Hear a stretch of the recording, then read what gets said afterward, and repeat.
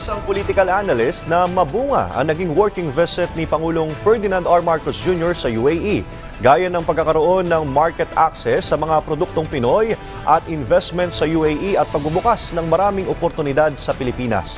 Si Alvin Baltazar ng PTV o ng RP sa Balitang Pambansa Live. Alvin? Iniwalang isang political analyst na magiging mabunga ang naging working visit ni Pangulong Ferdinand R. Marcos Jr. sa UAE at magbubukas ito ng maraming oportunidad kapwa sa Pilipinas at United Arab Emirates.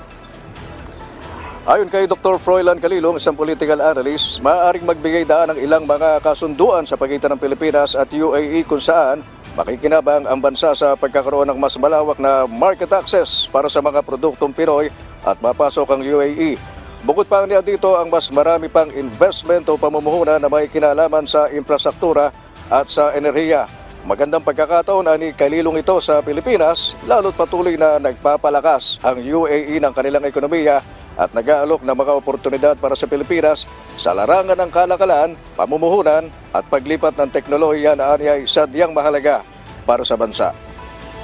I think if this could pave the way for agreements that enhance mutual benefits, kagaya halimbawa ng greater market access for Filipino goods and UAE investments in Philippine infrastructures as well as energy sectors.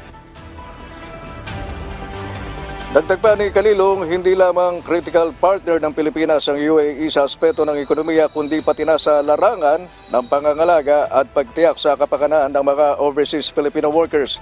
Patunay aniya dito ang pardon na iginawad sa may 143 na mga Pinoy ng pamahalaang UAE nitong nakaraang Hunyo ay sinabay sa selebrasyon ng Idil Adha.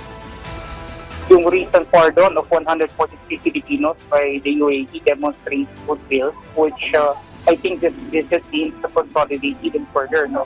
And then, syempre, nandito rin yung mga economic and strategic opportunities. At sa naging pagpupulong ni Pangulong Marcos at United Arab Emirates President Sheikh Mohammed bin Zayed Al Nahyan na bahagi ng working visit ng Chief Executive, nangako ang dalawang leader na palalalimin pa ang economic at trade cooperation ng Pilipinas at UAE.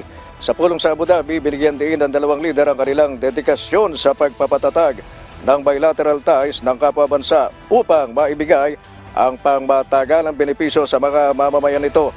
Ang pulong na ito ay kasabay ng ika-50 taong kaarawan o ng pagkakaibigan ng UAE at ng Pilipinas. Nagulat mula sa Palasyo ng Malacanang, ako naman si Alvin Baltazar ng Radyo Pilipinas para sa Balitang Pambansa. Maraming salamat, Alvin Baltazar ng Radyo Pilipinas.